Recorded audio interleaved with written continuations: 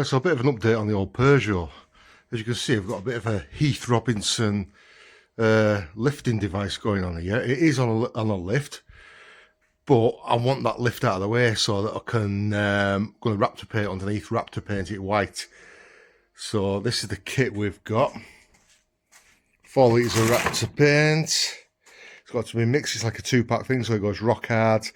We've got the gun and everything to go with it. Brand new gun there, look.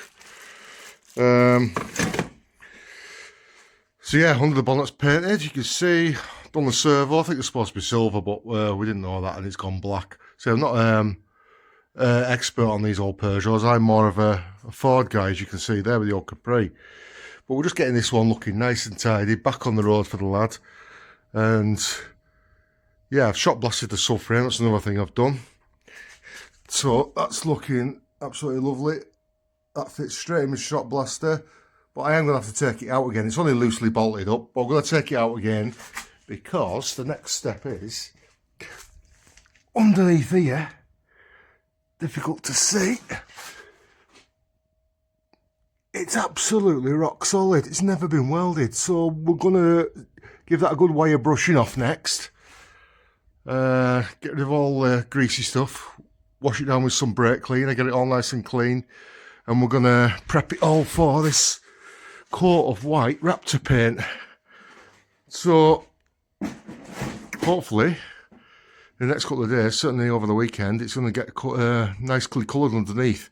Then we can get around, finish off shot blasting all the rest of the components, get them painted up, get it back on its wheels, throw that lovely engine in there that's under them covers. That's been built up for months now, just waiting to get dropped into this old girl. So once that raptor paint's done underneath, say the subframe's done, get all the suspension components painted, what does need paint, because there is a lot of new parts to go with it as well. And should get somewhere pretty rapidly with this one, I think. So, see what happens. Right, so I'm going to mix this paint up and, raptor paint, and we're going to paint underneath this Peugeot 205. So we've got a kit there. There's 4 tins of raptor liner in there. What you do, 700ml in a tin, and you get a tin of hardener to go with it. So the tin of hardener is like a quarter of a tin in each tin of liner to harden it and activate it. And you get this nice little cool cup to go with it with exact measurements on it, so you know exactly how much to put in each tin. You can also tint it 10% 2-pack paint as well to give a colour that you want. But I want white anyway, so I'm just leaving this white. I'm not tinting this. I think this stuff was originally designed, as you can see on the box, for bed liners on trucks and stuff. It's very, very hard wearing. It gives a nice textured finish. But a lot of people now are using it for painting camper vans and underneath the cars. It gives let's say, a really good durable finish. And if you thin it down, put it through a spray gun, you can paint camper vans and get a cracking, that like durable look that they get, like an almost military look. And you can put whatever tinted colour you want in there. So yeah, cool. I'm going to mix that up now. Like I said, the kit also comes with this gum. And it's got a adjuster on the side for adjusting, obviously, the width of the spray, I'm guessing. So we're going to get all this mixed up and have a go and blast it on. So I'll come back when it's on and show you what the finished item looks like. Right, so we've got this raptor paint on underneath this old Peugeot. Right underneath every little nook and cranny. Looking nice and tidy now. Let's go around here. So I've gone under the wheel arches as well. Right under all the floors. Totally white. That'll dry rock hard. I was quite surprised how much it took. It comes as a 4 litre kit. I thought I'd probably use 2.5, 3 at most. And I used every bit of the 4 litres. But it's looking good now. So it's ready to start putting all the components back in. Let's get on with it and get it back on the road. Right, so this raptor paint that we put on the other day It's gone really, really hard, nice and shiny, really, really nice finish. Really happy with that. I was going to put some 2-pack white paint in there to give it a nice shine, but I didn't have to. It's come up really well. Dead happy with it. So the underneath's nice and white. The under the bonnet's painted. I've started laying the wiring loom, things like that into position, but unfortunately I didn't take this car apart. So all the bits and pieces, what I have lying around, I've got to figure out where they go. I've got Haynes manuals, but all the pictures I can see, I've got the engine in, so everything that I need to fit is hidden out of the way on the images, so I'm trying to find out where everything goes. So what I've decided to do is I'm going to drop this lovely engine in, which I rebuilt months ago, again from a load of bits from out of my head only.